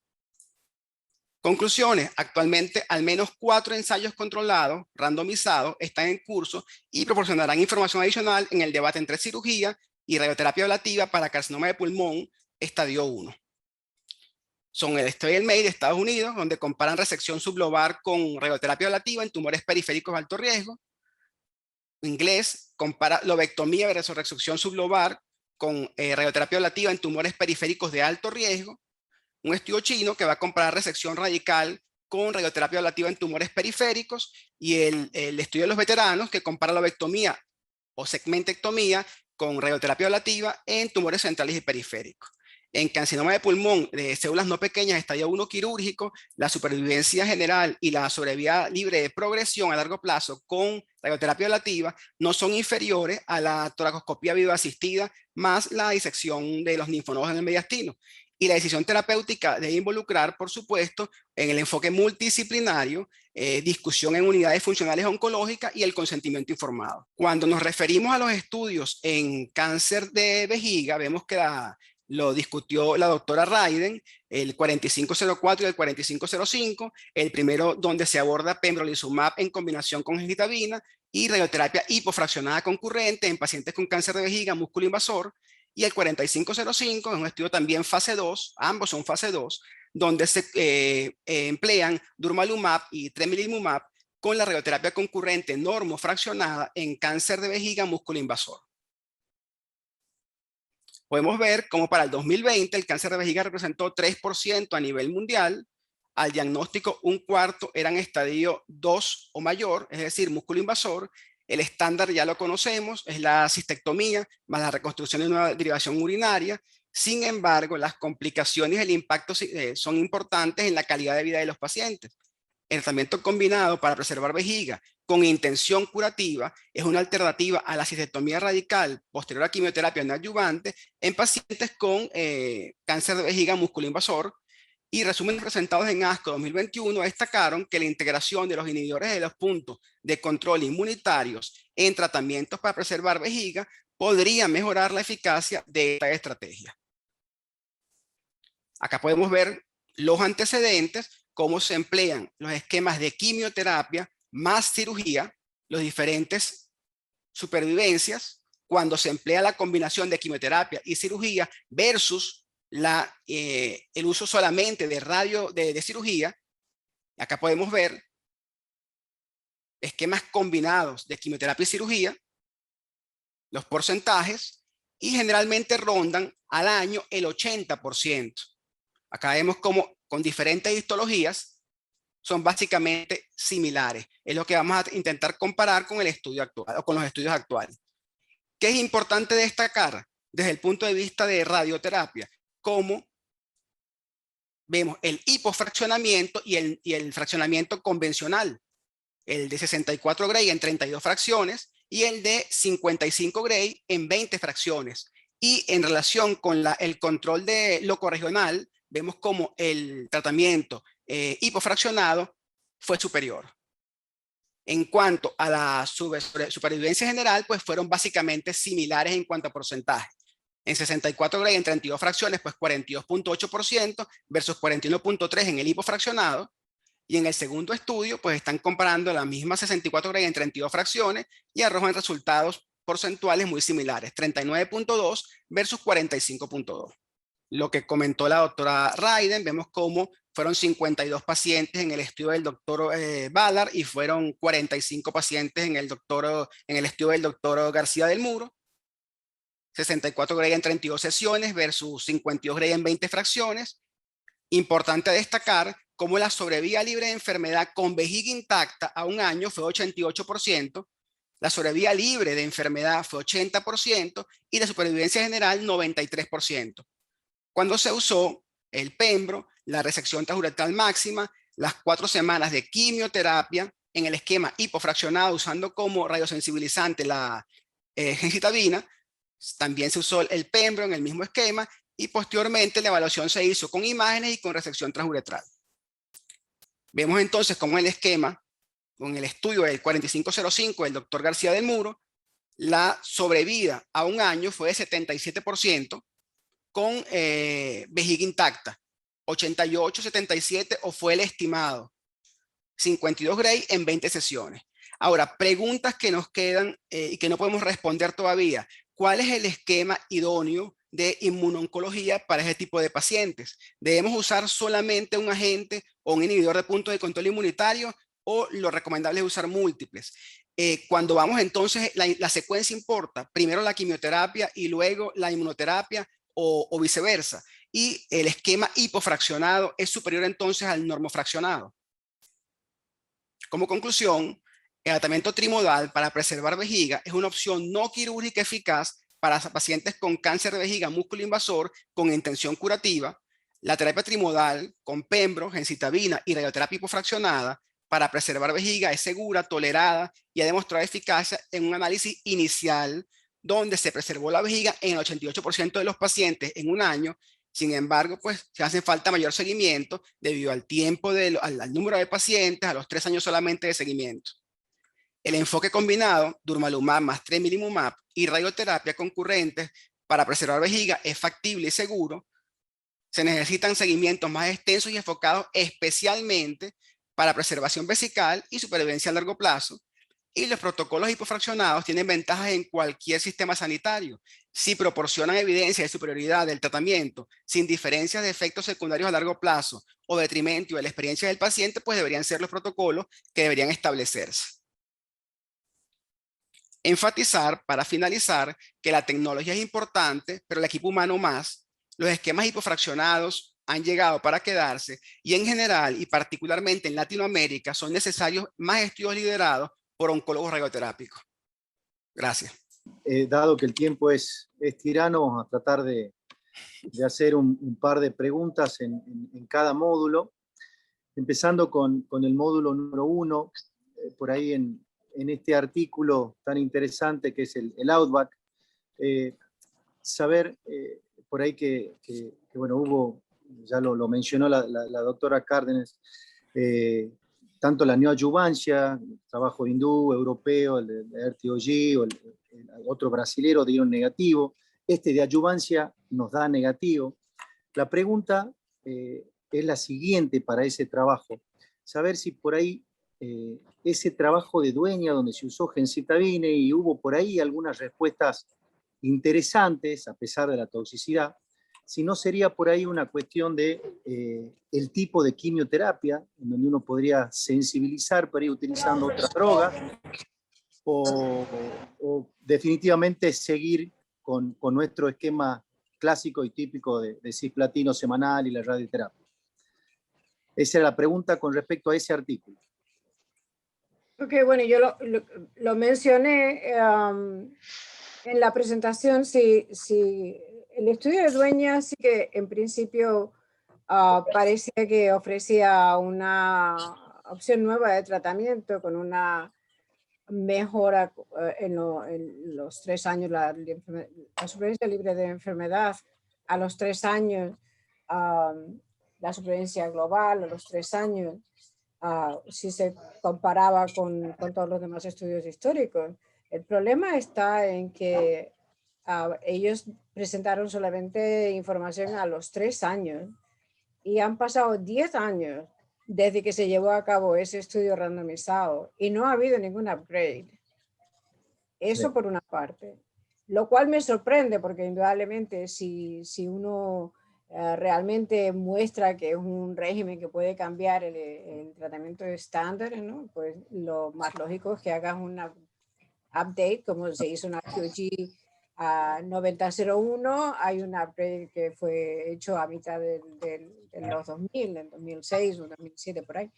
A esto. Y por otra parte, la toxicidad aguda fue tremenda, o sea, de toxicidad de grado 3 o mayor, de casi del 90%, que es algo que indudablemente, sobre todo en países en los que la incidencia de cáncer de cervix es más alta, requiere sin duda disponer de centros de apoyo, ¿no? Hay que, por la toxicidad hematológica es muy alta, la toxicidad gastrointestinal y urinaria, esto de los que no se dispone, evidentemente. Entonces yo creo que ese estudio ha sido bastante criticado, sobre todo desde aquí, desde Estados Unidos, y por el momento no cambia lo que consideramos es tratamiento estándar. Yo creo que Outback lo pone de manifiesto, o sea, el tratamiento adyuvante no está contribuyendo mucho a lo que a buena quimio-radioterapia de entrada. Luciana, ¿querés aportar algo de este estudio? Me parece que... ¿Se escucha? Bueno, hay un micrófono ahí abierto. Bueno, y pasando al otro estudio muy importante que es el Stellar, saber qué experiencia tienen ustedes, también hacerlo participar al doctor Isa, al doctor Higinia, a los chicos, con respecto al hipofraccionamiento, ¿no? Que a nosotros nos cuesta... Oye, sí. Jorge, perdón, yo quería hablar, acá en Chile tratamos también mucho cáncer cervicuterino. Nuestro estándar actual es la radioquimio, ha sido así desde los años 90.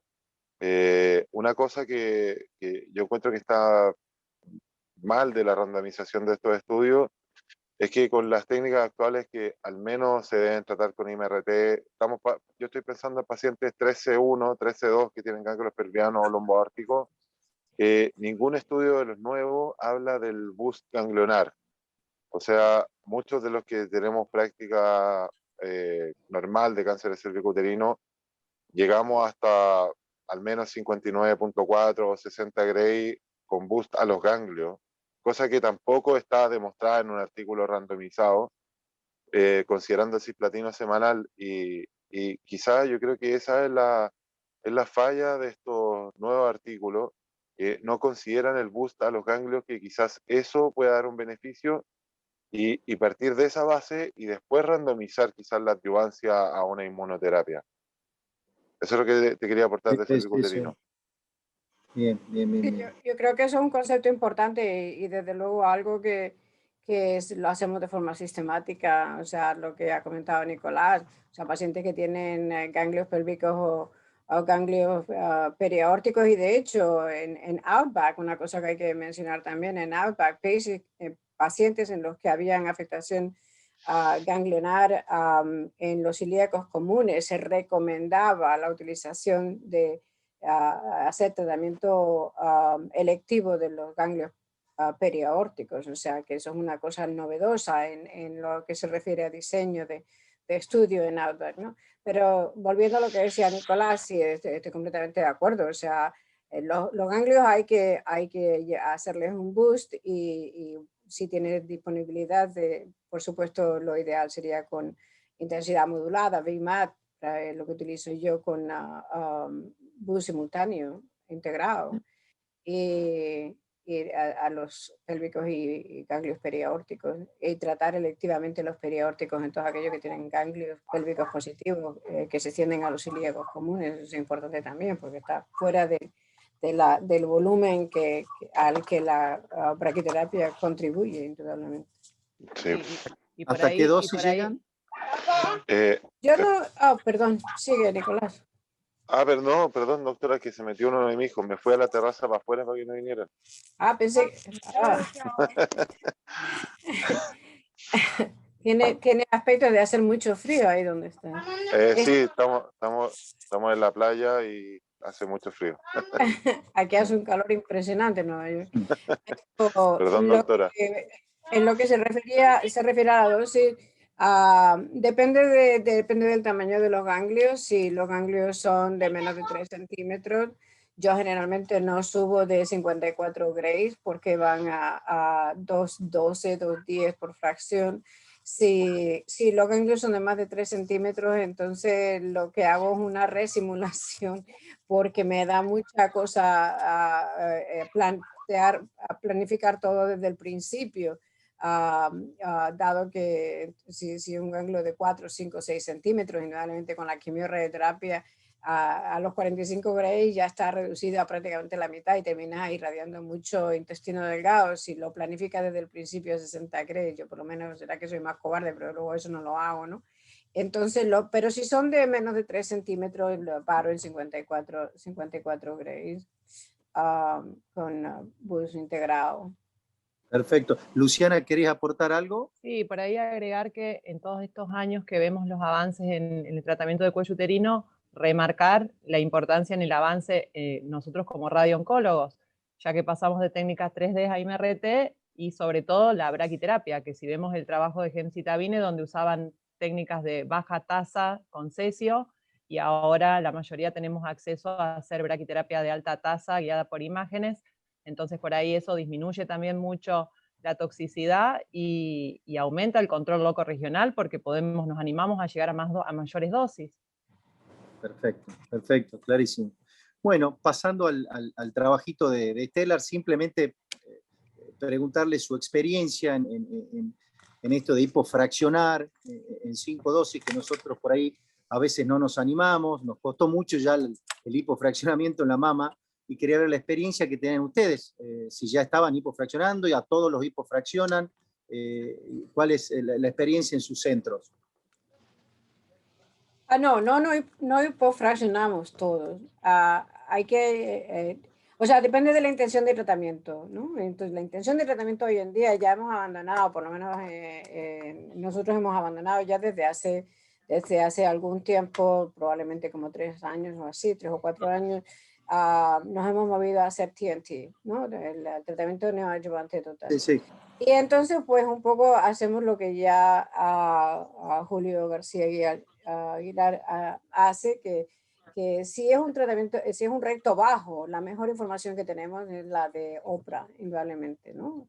Y en ese caso lo que se intenta hacer es no solamente un downstaging and downsizing, sino también hacer un tratamiento no operatorio y evitar hacer una colostomía. Y no hay serie que yo conozca que tiene una supervivencia libre de TMI, de colostomía y de TMI en general, o sea, no solamente APR, pero recesión anterior baja. No hay serie mejor que la del Memorial Sloan Kettering, o sea, casi el 60% de los pacientes no tuvieron necesidad de hacer ninguna cirugía. Y en esos pacientes que tienen un recto bajo, en el que de entrada, o sea, esto es un tratamiento multidisciplinario en el que el cirujano, oncólogo, médico, radioterapeuta y luego el comité de tumores, pues vemos cuál es el estudio de extensión, la resonancia bien hecha con un protocolo rectal. Y si el paciente de entrada se considera que si se hiciera cirugía de entrada, tendría que hacer una resección abdominal perineal. Entonces, en ese caso, empezamos con quimioradioterapia y seguimos a continuación con, bien sea, nosotros utilizamos mucho FOLFOX modificado, también K-POX, y en algunos casos de tumores más agresivos, sobre todo los T4, utilizamos FOLFIRINOX, que es el régimen que se utilizó en PRODIGE. Entonces el régimen de quimio y el régimen de radioterapia va a haber determinado fundamentalmente por la localización del tumor. Si es un tumor que está localizado en recto medio alto, entonces yo hago rápido, indudablemente, o sea, un régimen corto seguido de FOLFOX o K-POX. Y nosotros hacemos 8 ciclos. Porque ya saben que la serie del Memorial demostró que si hacían 6 o más, el índice de respuesta patológicas completas aumentaba de forma significativa. Pero solamente hacemos el régimen corto en pacientes que tienen recto, medio y alto, y no son T4. Los T4 todavía no nos atrevemos, o si tienen ganglios N2, que son ganglios en todo el mesorrecto, la distancia al mesorrecto, o el mesorrecto comprometido, el margen radial circunferencial. Entonces, en ese caso, hacemos el régimen largo. Perfecto. Gastón, ¿tenés algún aporte? ¿Querés consultar algo? Sí, como dijo el doctor Luis Moreno Sánchez, los hipofraccionamientos a Latinoamérica, tengo la sensación también de que han llegado para quedarse.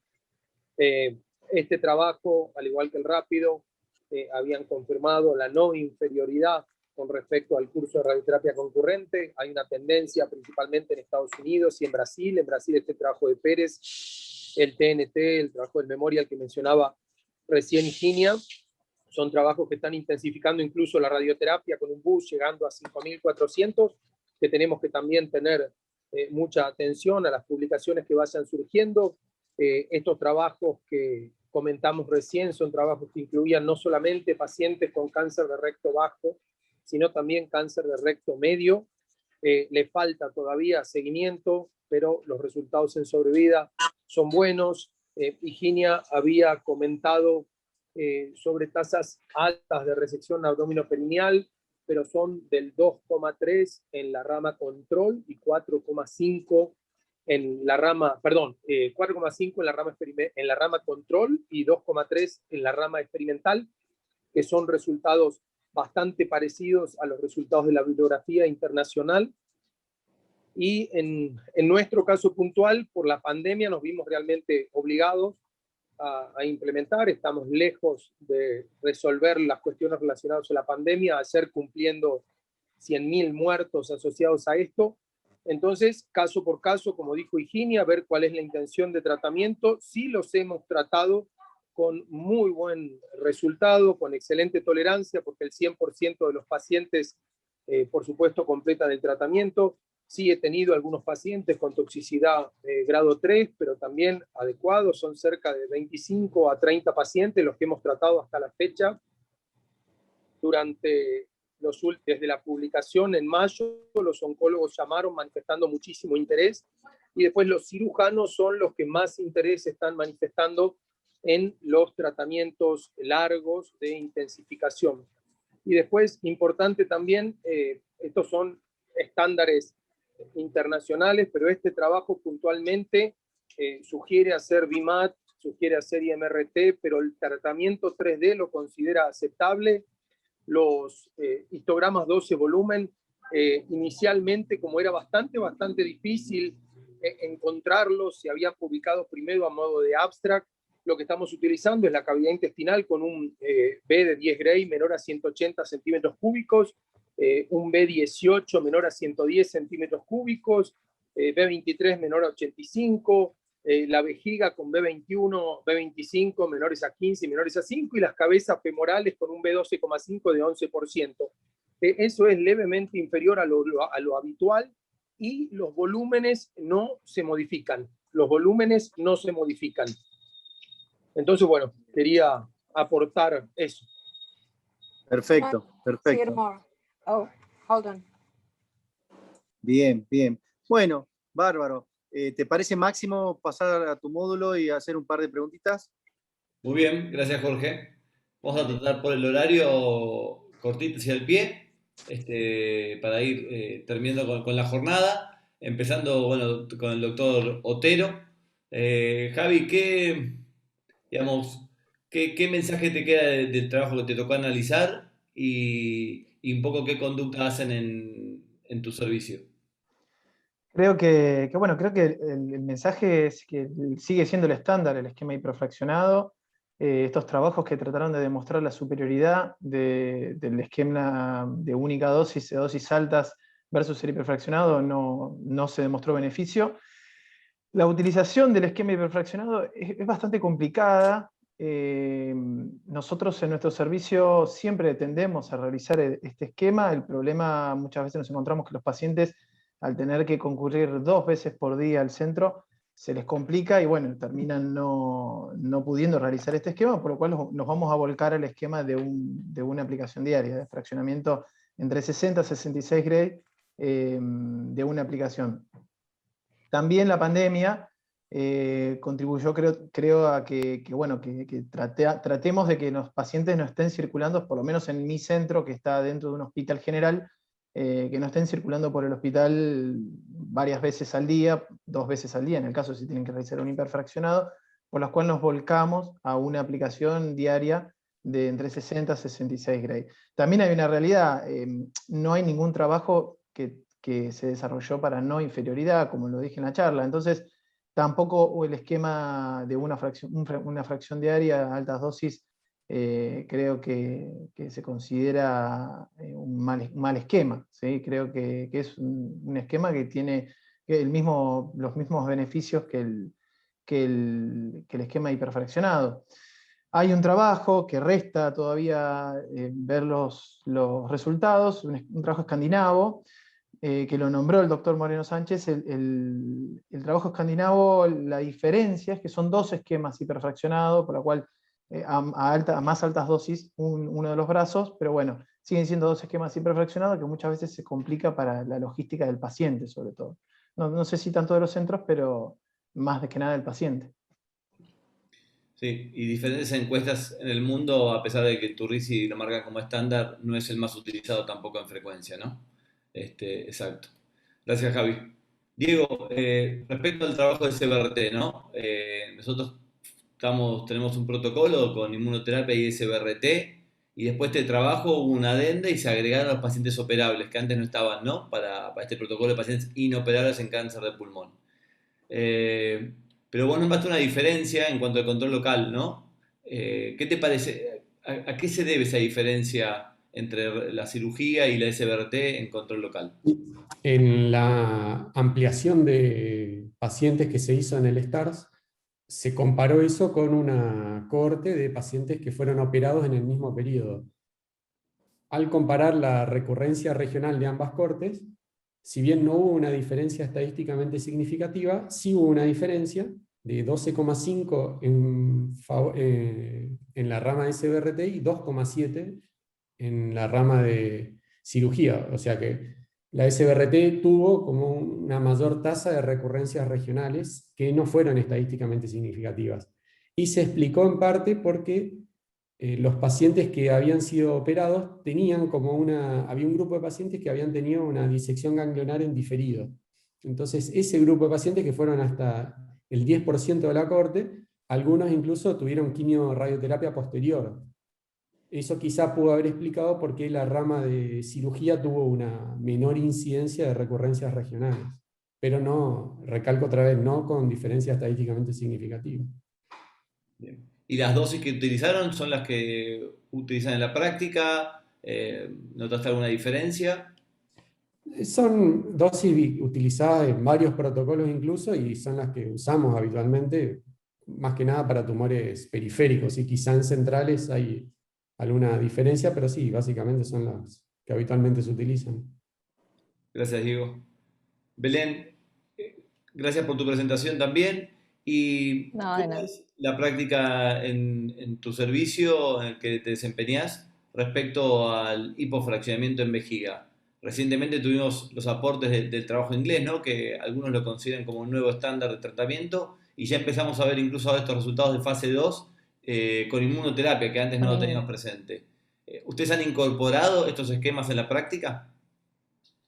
Sí, nosotros, basándonos también en el metaanálisis presentado este año, estamos usando el hipofraccionamiento en vejiga. La dosis que hacemos es de 55 Gray, como el trabajo, y también importante, digamos que delimitamos solo la vejiga, no tratamos la pelvis. O sea, en pacientes que son ganglios negativos, hacemos la delimitación solo de la vejiga, y sí estamos haciendo el hipofraccionamiento con buenos resultados. Digamos, los resultados son similares al esquema largo. Entonces sí. Sí, pareciera que a veces me da la impresión que en la práctica, o por lo menos en los ámbitos donde yo estoy, las dosis del esquema convencional no siempre son los que se alcanzan, ¿no? De 64 grays como dosis total. A veces somos más conservadores, tal vez por ahí por la técnica que uno puede utilizar, el acceso, la falta de acceso tal vez a intensidad modulada. ¿Ustedes recomiendan algún esquema en particular en estos pacientes? ¿Tienen acceso a poder hacer intensidad modulada o guía de imágenes en pacientes con cáncer de vejiga? Sí, no en todos los pacientes. También lamentablemente dependemos un poco de la obra social, de la cobertura que tenga el paciente. Eso es una realidad. Entonces, sí, en los pacientes que no podemos hacer IMRT, probablemente sí, no se pueda llegar a esa dosis. Pero en los que sí, estamos haciendo el hipofraccionamiento. Gracias, Belén. Doctor Luis Moreno, gracias por acompañarnos y gracias por sus comentarios sobre los trabajos. Tal vez me da la impresión de que la incorporación de la inmunoterapia a la radioterapia o a los tratamientos estándar abre una nueva camino de ensayos clínicos, ¿no? Donde nosotros podemos participar activamente, como también lo hacen los oncólogos clínicos.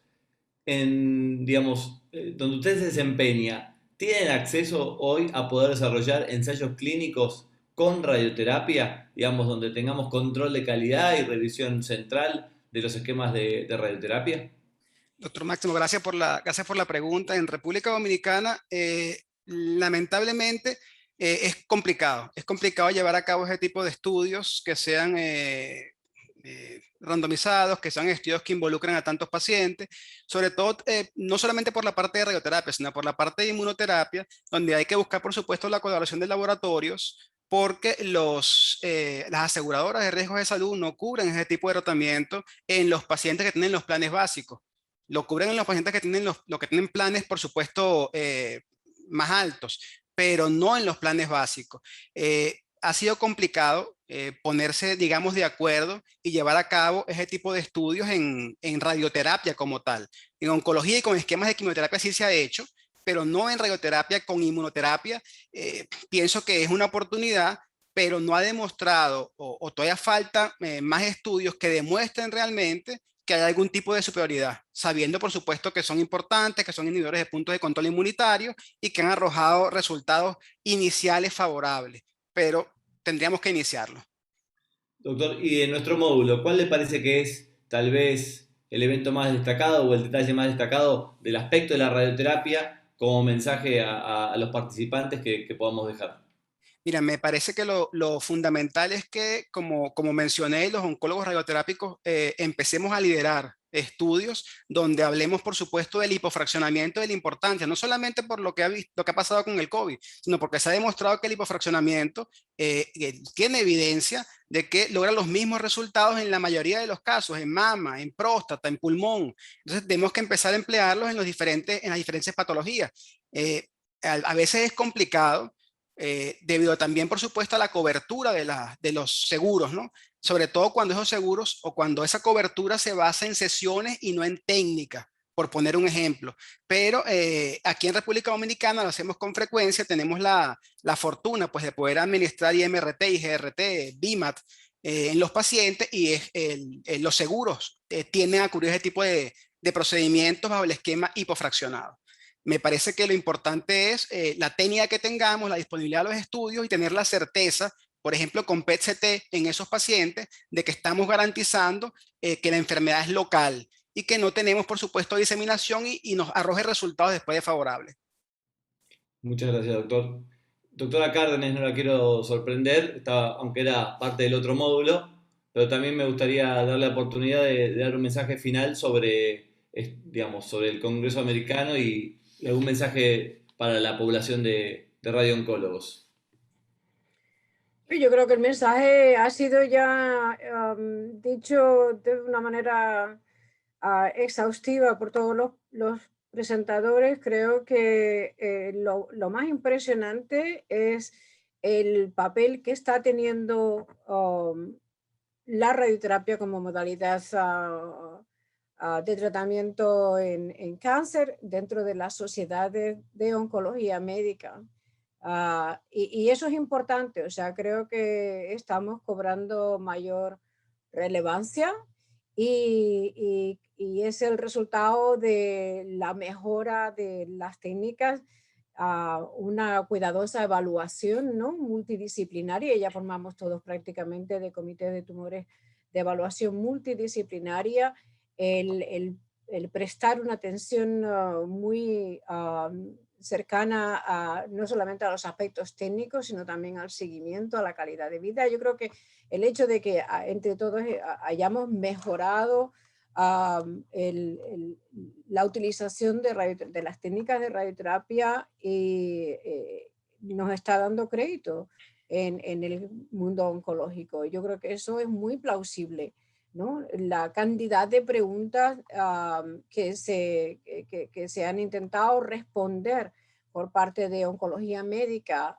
por parte de cirujanos en estos congresos internacionales, ¿no?, en los que la radioterapia juega un papel fundamental, y muchas de las cuestiones son cuestiones de radioterapia, no esencialmente cuestiones de agentes sistémicos, ¿no?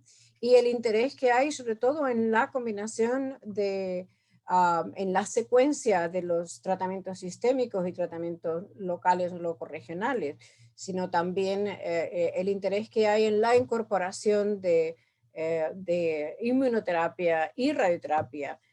Está claro que, como decía el doctor Moreno, la oncología radioterápica más que nunca está jugando un papel fundamental en el manejo del cáncer, y tenemos que seguir haciendo una labor extraordinaria para poder demostrar que nuestros tratamientos son muy efectivos y que se puede hacer con un alto control de calidad. Gracias, doctora. Muchas gracias por el mensaje. Maco, te quiero quitar 30 segundos. Sí, Nicolás, por favor.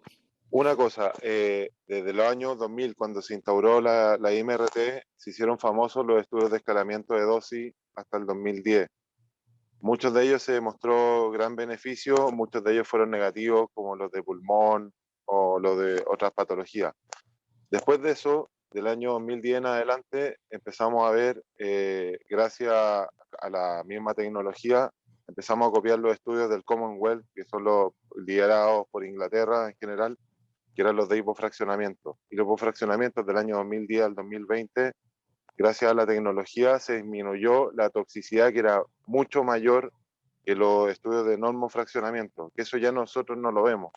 Por eso nosotros tratamos ahora las próstatas 60/20, tratamos los cabezas y cuellos con bus integrado, tratamos, como decía la doctora Cárdenes, los cervicuterinos con bus integrado.